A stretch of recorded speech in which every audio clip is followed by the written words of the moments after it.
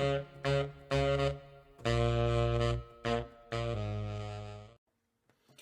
Wargamers, today I'm going to do a army list review for one of my patrons over on Patreon. This is a list he sent me, basically asking me for input on a 1,000 point drone army list. So this is what he sent me. We'll go over what he sent me, and then I will show you my revised list with some what I think are improvements. Now, if you want to get in on this army list type of thing, go ahead.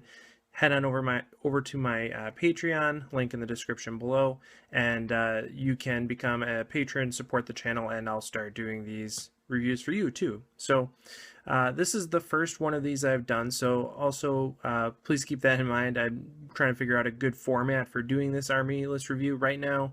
I'm doing it in Battlescribe, and this has some benefits and some not so great aspects of it as well, but let me know what you think about doing it this way too. So, all right, the list they sent me is Outrider Detachment, 994 points. It includes a commander with 2 missile pods, a shield generator, and a drone controller, along with 1 shield drone. Another commander that's identical. These guys are, I'm supposing, intended to be kind of the drone controller caddies for the army. If you're going to do a drone army, you need drone controllers, and commanders are a good way to do it. But for these guys in particular, there's some inefficiencies that could be addressed. One thing is the shield generator is not necessary. These guys are going to be surrounded by dozens of drones, and they should be able to pass off a lot of their wounds just to the drones. So I wouldn't worry too much about the shield generator. And then the single shield drone that accompanies each of them is not a great idea just because it's a single drone, and that can easily be picked off as a kill point. This army is going to be vulnerable to kill points anyway because drones are not very robust. So having those extra shield drones that are just singletons is adding more damage than we need to. So I would recommend getting rid of both of those and reimagining these commanders in a more aggressive role while also maintaining some support for the drones. We'll get to what that looks like in a moment. For elites, he has a single Firesight Marksman. Fast attack includes a unit of 12 drones, 4 of them shield drones, 8 of them marker drones, another unit of tactical drones that is identical, and then 4 units of 12 gun drones. So I like the 4 units of 12 gun drones. That's kind of the theme of the army is gun drones, so not a lot to say about that. But these 2 units of tactical drones that have 8 marker drones and 4 shield drones seem like they're not necessarily as aggressive as we need them to be. The 4 shield drones, they're really not going to make a difference for you. So you have the 2 commanders, those are the only things that are probably going to be getting shot at with high AP weapons that you'd want the shield drone for.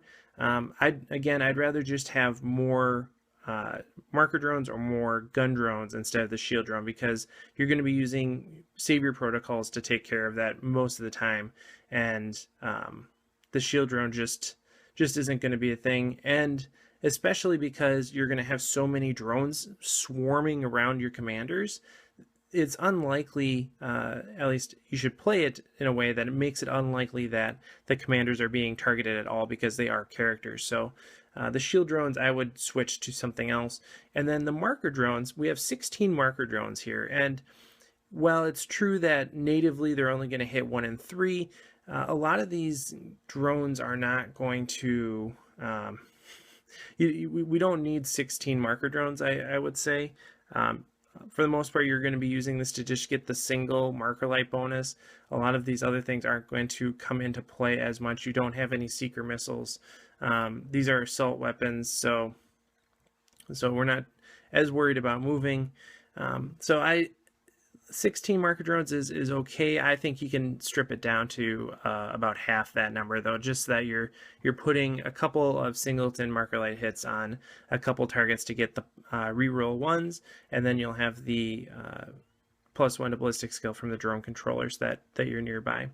And then finally, there's a unit of sniper drones, and I'm sad to say that I don't think sniper drones are very good in this edition. They have some cool options, like in terms of being able to target characters, but they just don't put out enough damage to really make a difference. It's just they're not strong enough, and so I would just use those points. I'd save those points for more gun drones or for better commanders.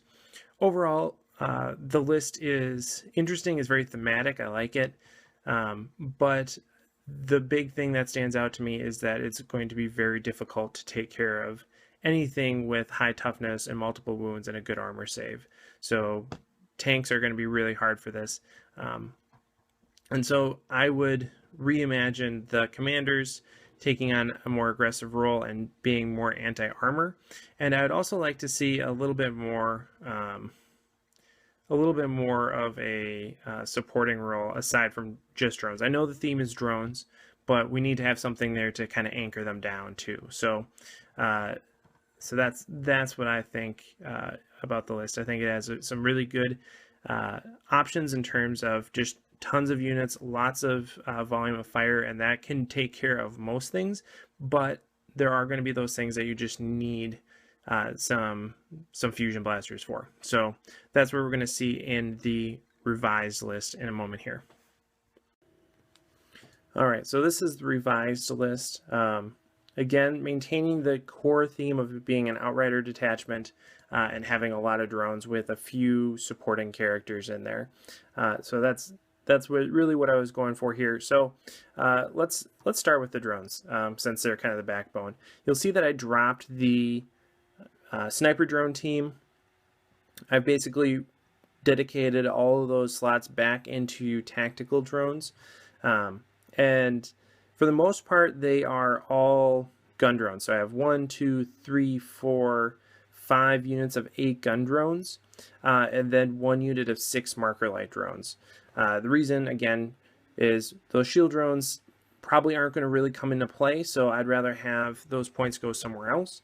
6 Markerlights is enough to, on average, give you 2 Markerlight hits, and you'll probably be getting, you'll probably be focusing on about 1 or 2 units max with your drones, so that gives you enough there. You could switch some of these drones into Markerlight drones. You could basically bump this unit up a little bit and do some moving around other places to get it a little bit more Markerlight heavy too, which would be fine in my opinion. So if you wanted more Markerlights, you could certainly do that.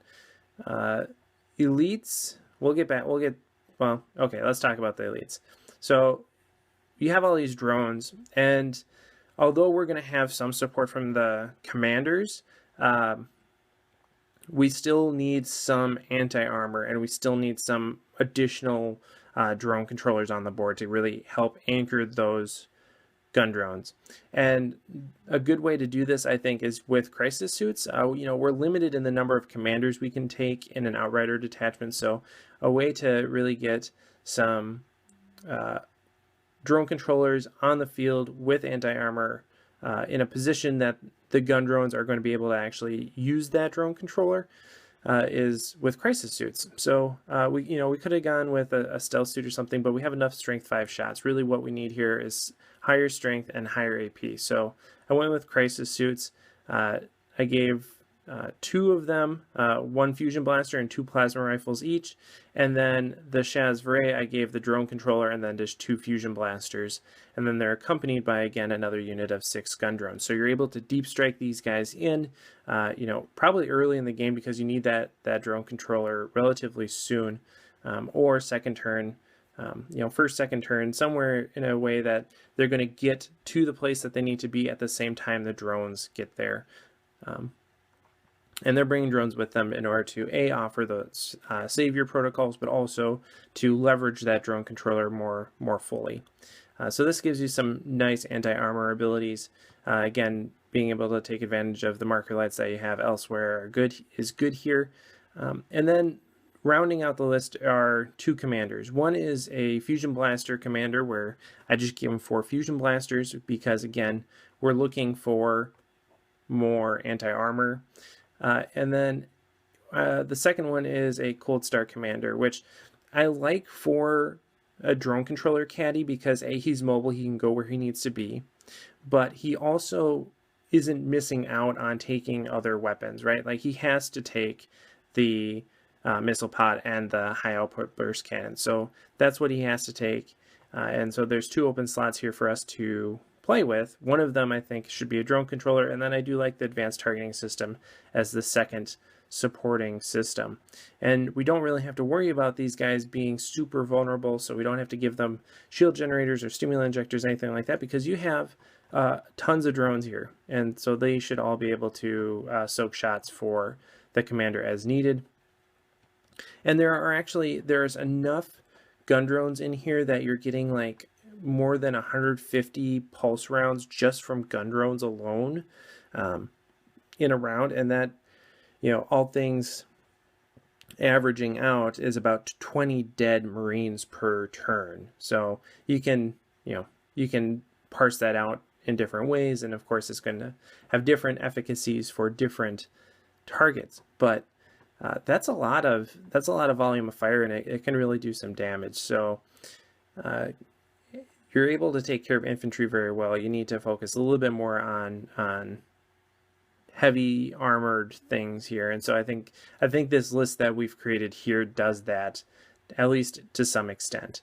So you have this nice drone theme with some supporting suits, and I like it. I think it'd be a fun list to play. I think it has a lot of maneuverability, a lot of options tactically, and I think it would do fairly well in a environment where you're going up against infantry heavy, or infantry and mechanized type list, but not it wouldn't do very well in an environment where you're going up against a bunch of well armored high toughness units or anything like that. But in a more casual setting or something like that, I think it would do really well. And even in some competitive settings where it's mostly about objective grabbing, I think it would do very well too.